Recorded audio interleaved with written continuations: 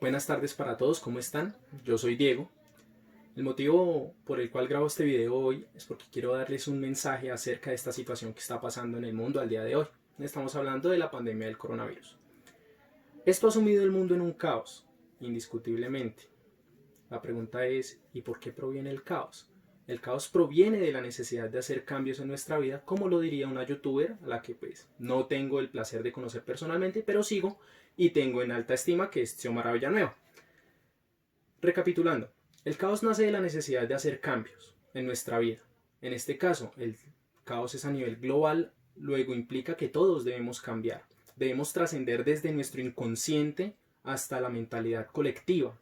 Debemos empezar a evolucionar como humanos, porque si no lo hacemos, la naturaleza literalmente nos va a tragar y va a escupir las espinas, va a escupir los huesos.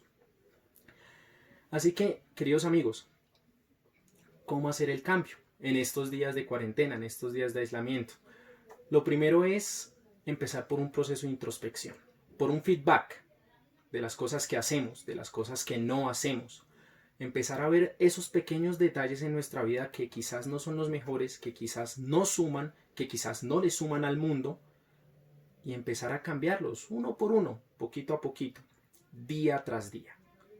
Seguir la filosofía del Kaizen, de los muchos cambios pequeños cada día, que es la mentalidad por la cual los japoneses, digamos, han conseguido tanto éxito.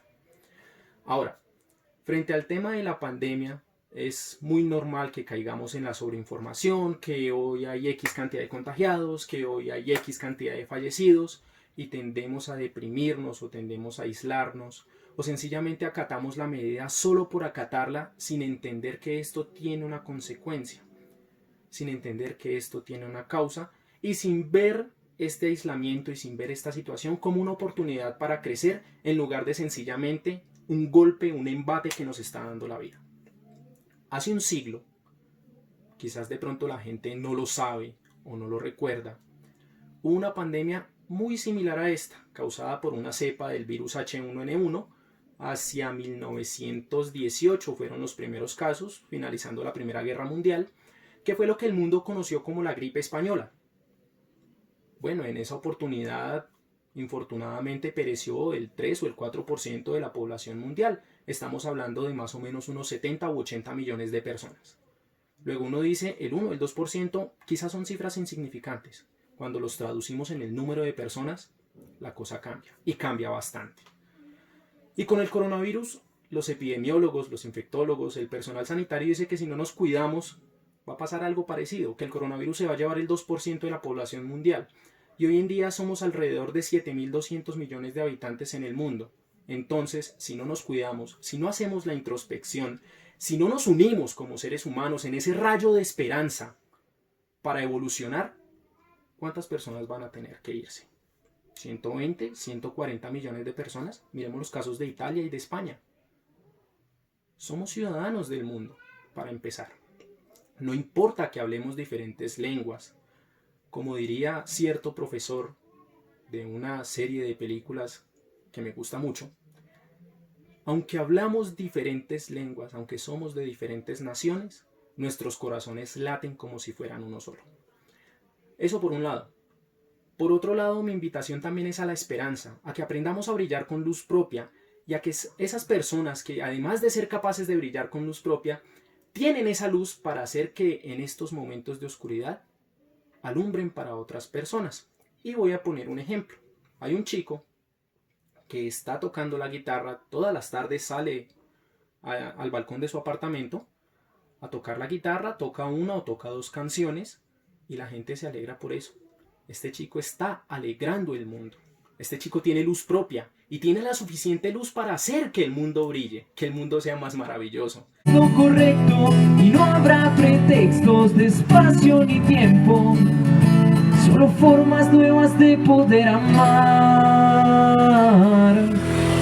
Que sea más llevadera esta crisis y que sea la oportunidad para cambiarnos y para ser mejores, para hacer nuestra introspección, para aprender a conectarnos con nosotros mismos, para aprender a conectarnos con nuestra familia y valorar todo eso que está allá afuera y que en este momento, bueno, por las circunstancias quizás no podemos disfrutar, ¿verdad? Así que mi llamado, además de la reflexión y además de la esperanza, además de la introspección, es a que nos unamos como seres humanos.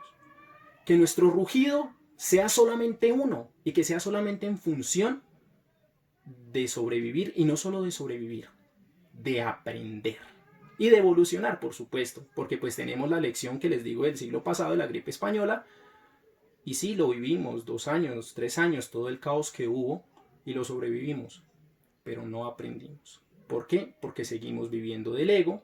Desde las situaciones más personales del mundo, todos tenemos un ego, hasta las situaciones en las altas esferas de los gobiernos, en donde es más importante invertir en armas que invertir, por ejemplo, en hospitales o en centros educativos. El mundo está divinamente preparado para una guerra. Todas las naciones del mundo, o por lo menos la gran mayoría. Pero, ¿estábamos preparados desde un principio para afrontar esta pandemia? Yo creo que no. Es la oportunidad de que nos preparemos para todas esas cosas venideras, para todos esos embates que tiene el futuro.